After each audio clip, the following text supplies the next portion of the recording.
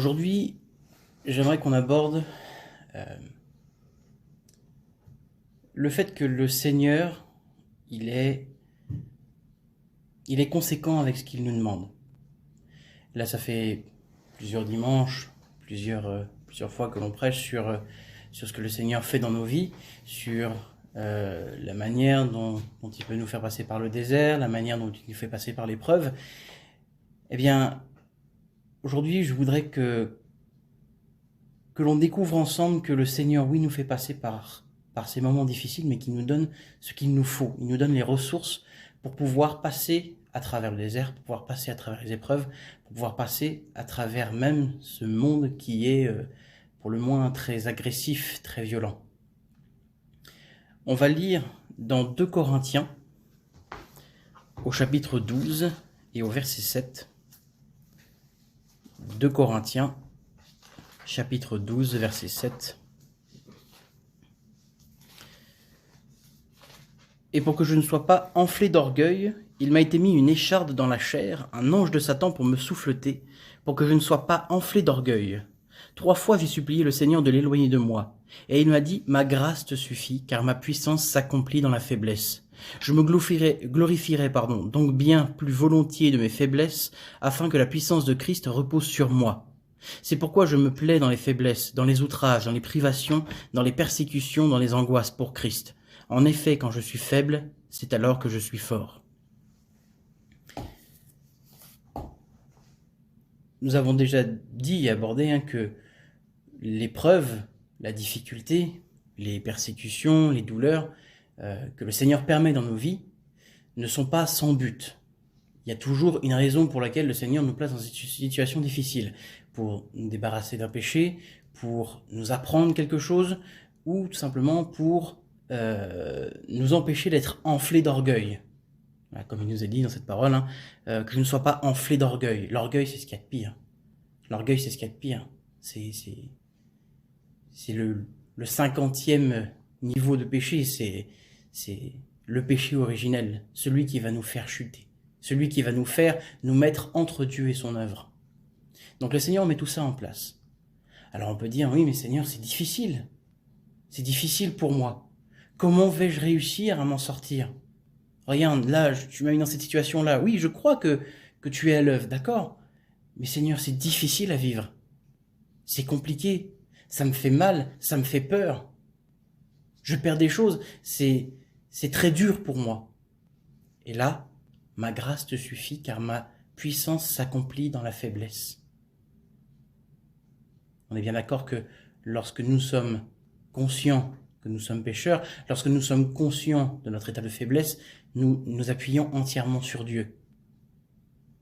Mais Dieu ne nous laisse pas dans un état de faiblesse juste comme ça et puis c'est terminé. Non, son œuvre qui est établie se fait également dans nos forces, dans nos capacités. Humainement, nous ne sommes pas capables de faire quoi que ce soit pour Dieu, c'est pas possible. Mais lorsque Dieu agit dans nos vies, il souffle en nous une puissance, une force, une volonté.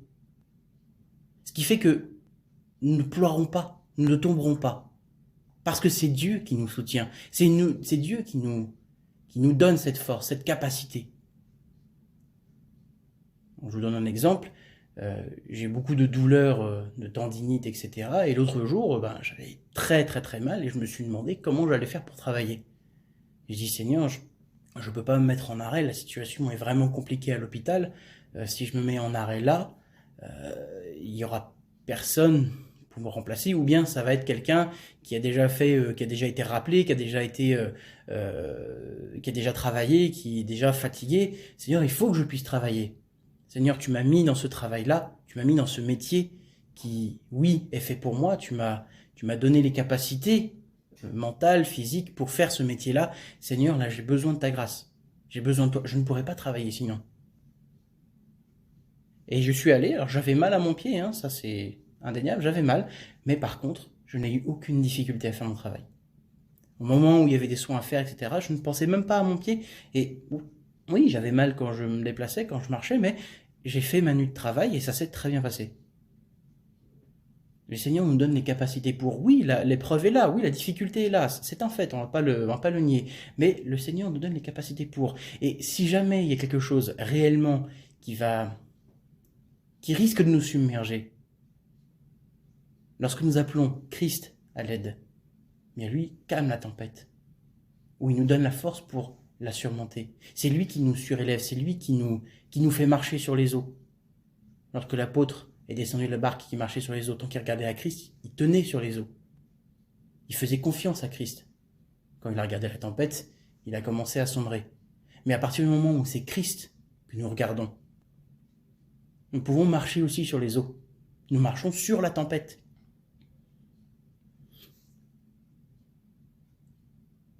Et ça doit nous faire comprendre que nous n'avons à avoir peur de rien tant que nous avons Christ. Parce que lorsque nous arrivons à quelque chose dans notre vie, une épreuve qui peut être très difficile, mais comme le petit problème, entre guillemets, les petits tracas de la vie, rien que ça, nous pouvons le confier à l'Éternel. Et ça va jusqu'au plus grand tracas, jusqu'au plus grand problème. Si nous demandons à Dieu d'agir dans nos vies, il agira et il nous donnera les capacités pour. Il nous donnera les ressources pour. Je pense à un frère qui louait une maison. Alors, j'ai oublié le nom et je sais que cette histoire date un petit peu, mais il avait arrêté de travailler. Dieu lui avait dit arrête de travailler et mets-toi à mon service, je pourvoirai. Et alors du coup, il a arrêté de travailler, mais il fallait bien payer le loyer. Eh bien, à chaque moment où il fallait payer, je ne sais plus si c'est toutes les semaines ou tous les mois, il y avait de l'argent dans sa boîte aux lettres. Il n'a jamais manqué. Il a fait confiance à l'Éternel.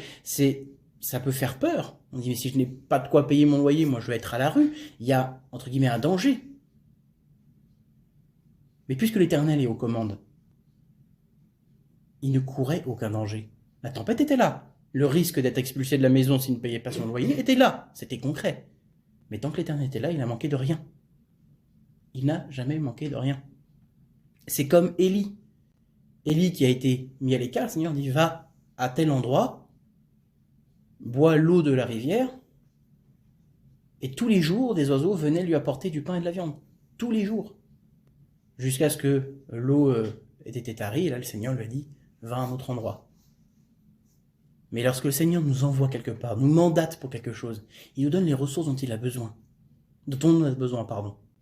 Il donne ce dont nous avons besoin, les ressources, la capacité. Si nous sommes fatigués, il nous donnera la force. Si nous avons la maladie, il nous donnera le soulagement dont nous avons besoin. Si nous n'avons pas les ressources financières, matérielles, il nous donnera ce dont nous avons besoin si c'est pour son œuvre.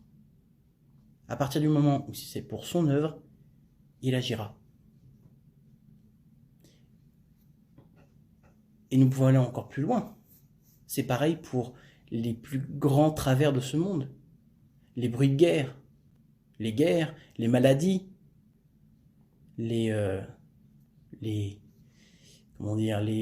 dangers, là où on voit Satan passer, toutes les difficultés de ce monde, tout ce qui peut faire peur. N'ayons pas peur. N'ayons pas peur. Je sais qu'il y a beaucoup de chrétiens qui ont peur de la marque de la bête, par exemple. Ça, c'est un grand sujet de discussion pour de nombreux chrétiens. La marque de la bête. Qu'est-ce que c'est et comment l'éviter? Qu'est-ce que c'est? Ça, je ne sais pas, je ne pourrais pas vous répondre. Par contre, comment l'éviter? Je sais. C'est grâce à Christ. Si nous confions notre vie à Christ, nous n'avons pas à craindre de la marque de la bête. Pourquoi? Parce que lorsque nous sommes en Christ, nous sommes frappés du sceau de Christ. Et la marque de la bête ne peut pas être présente en même temps que le sceau de Dieu, ce n'est pas possible. Donc à partir du moment où vous confiez votre vie à l'Éternel, à partir du moment où vous demandez à Christ de faire son œuvre dans votre vie, vous serez marqué du sceau de Dieu. Donc même la marque de la bête, nous n'avons pas à en avoir peur. Toute chose que ce monde peut faire souffrir aux chrétiens, si l'Éternel est là, toute chose que Satan fera souffrir aux chrétiens sera rendue nulle.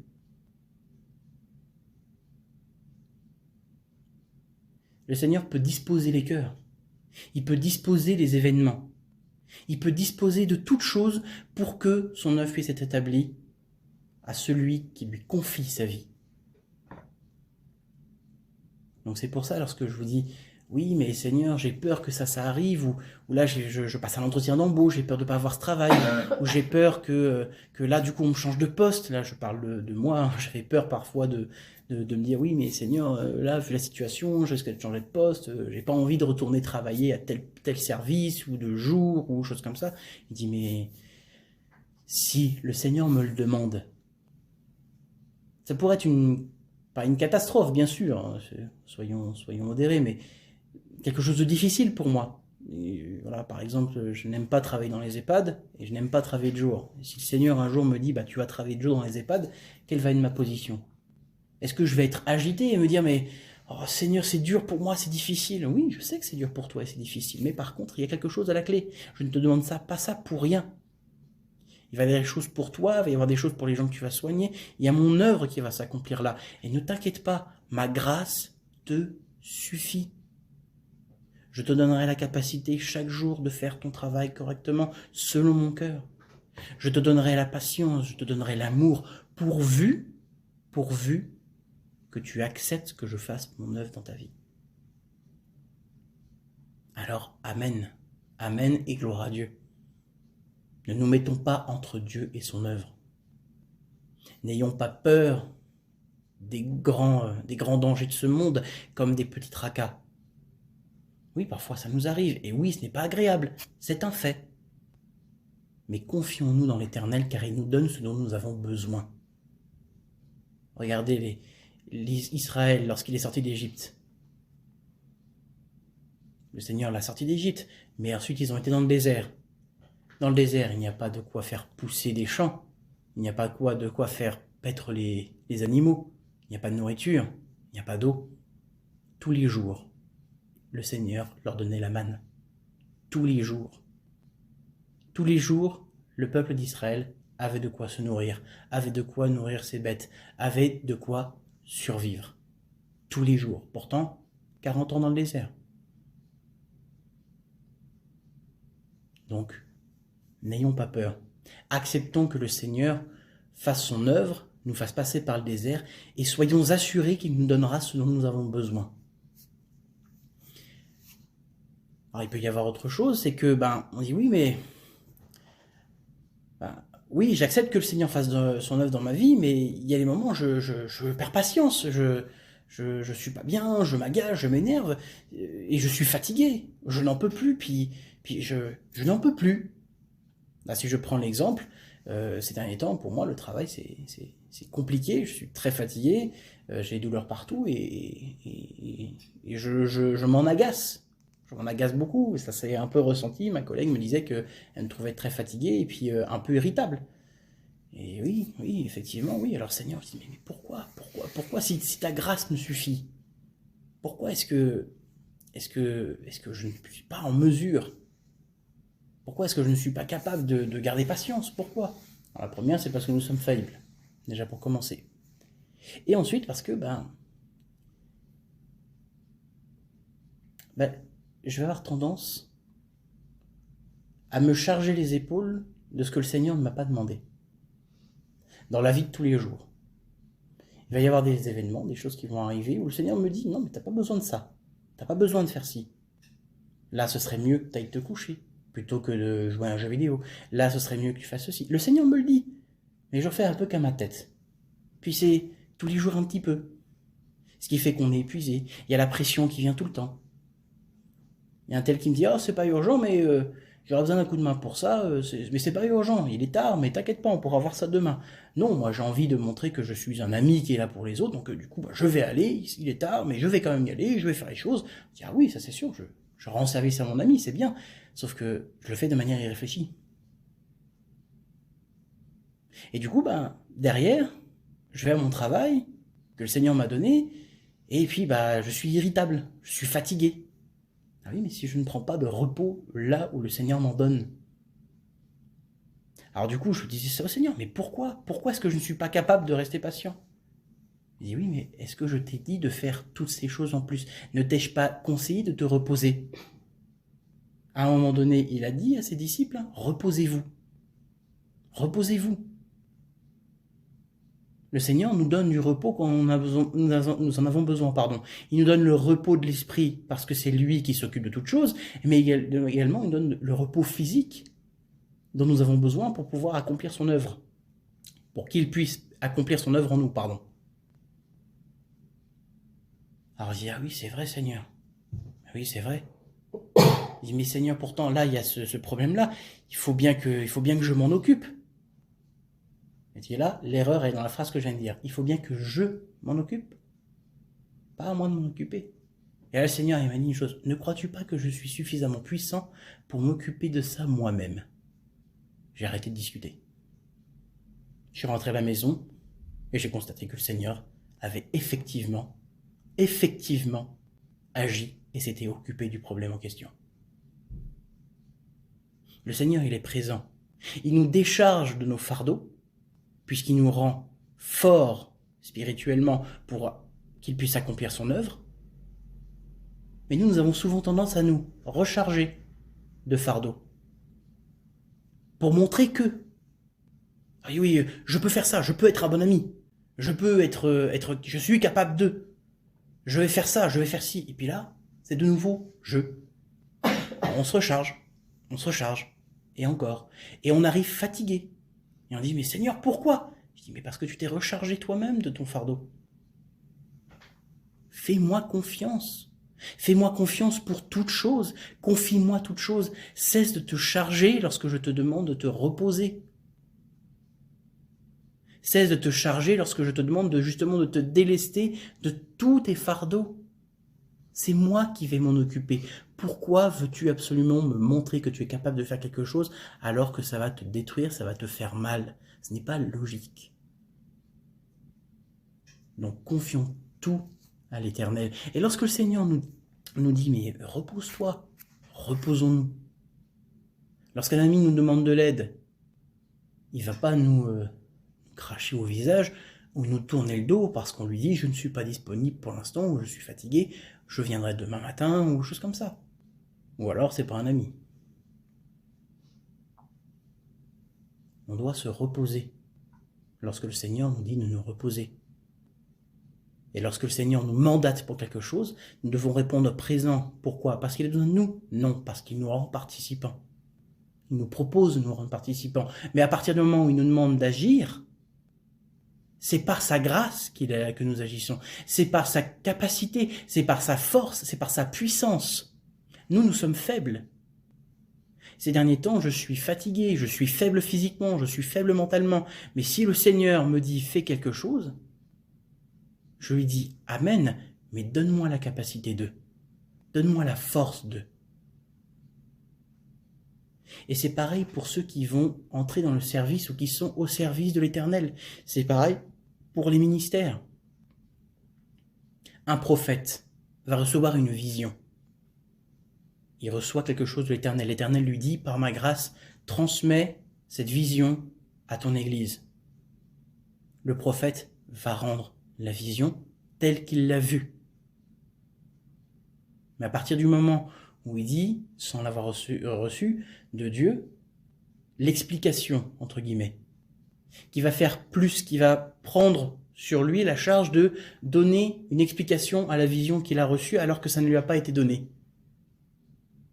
Là, c'est comme les fils d'Aaron qui apportent le feu étranger. Nous apportons quelque chose d'humain à l'œuvre de Dieu. Ça ne peut pas marcher. La conséquence, c'est que le prophète s'est trompé et l'Église peut être induite en erreur. Donc c'est pour ça que lorsque le Seigneur nous donne quelque chose, nous devons le laisser agir pour que lui fasse dans la bonne mesure, qu'il fasse dans le bon ordre, qu'il agisse lui, et que nous nous soyons complètement effacés afin que nous n'apportions pas de feu étranger sur l'autel. C'est pour toute chose dans nos vies. Lorsque nous rentrons au service de l'Éternel, lorsque même nous allons rendre le mot m'échappe. Une parole de prophétie ou une parole en langue ou un don d'esprit, voilà, pardon, ça m'était échappé. Lorsque nous allons rendre un don de l'esprit, c'est le Seigneur qui nous le donne, c'est le Seigneur qui nous inspire. C'est lui qui parle. C'est lui qui nous révèle. Et la manière dont ça agit dans l'Église, c'est le Seigneur qui doit le faire. Nous, nous sommes un canal. Il passe par nous. Parce qu'il nous rend participants, parce que nous lui avons demandé. Et lorsque un frère ou une sœur exerce un don, lorsqu'un frère exerce son ministère, c'est par la grâce de l'Éternel. C'est pour ça que nous devons lui confier, et surtout lui confier nos ministères, les dons spirituels, ce qui concerne Dieu directement, nous devons impérativement lui confier. Nous devons tout lui confier dans notre vie. Mais lorsque nous sommes au service de l'Éternel, nous devons absolument, absolument faire en sorte que ce soit lui et seulement lui, qui anime notre ministère, qui anime notre service. Et c'est comme ça pour toutes les choses de notre vie. Donc aujourd'hui, si vous passez par l'épreuve, lorsque le Seigneur vous demande de vous reposer, vous dit ça, ce n'est pas sage, reposez-vous. Prenez du temps pour vous reposer, car lorsque le Seigneur vous dira, là j'ai besoin de toi, à cet instant précis, j'ai besoin que tu fasses ça. Quand je dis j'ai besoin, c'est je voudrais. Le Seigneur n'a pas besoin de nous. Il dit oui, mais Seigneur, je m'inquiète pour ça, je m'en occupe. Faites-lui confiance. Recommande ton sort à l'Éternel. Et recommandez le sort de vos proches, recommandez le sort de votre ville, de votre pays. Intercédez, priez. Ça, c'est quelque chose que vous pouvez faire. Priez, priez, priez sans cesse. Ayez cette intimité avec l'Éternel. Rapprochez-vous de lui toujours plus. Apprenez à le connaître. Ayez soif de lui, désirez savoir qui il est. Cherchez-le. Priez. C'est l'arme du chrétien. C'est ça que nous pouvons faire. C'est demander à l'Éternel de s'occuper de toutes choses, pour un tel, pour une telle ou pour vous-même. Le Seigneur, il agira. Il agira dans la bonne mesure de son œuvre.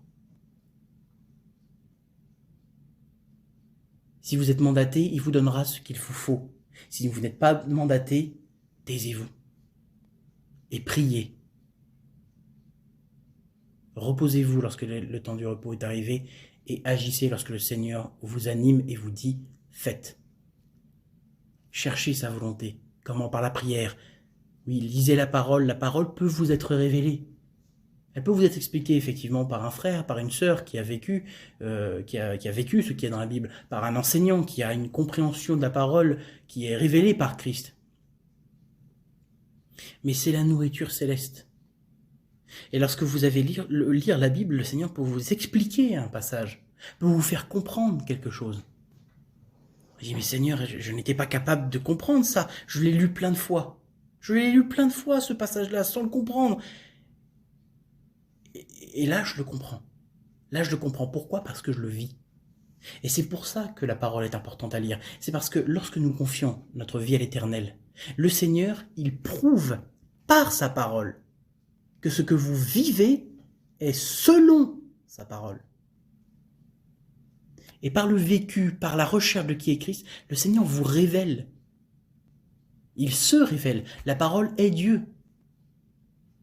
Donc lorsque vous lisez la parole, vous découvrez qui est Dieu. Par sa grâce, vous pouvez le découvrir.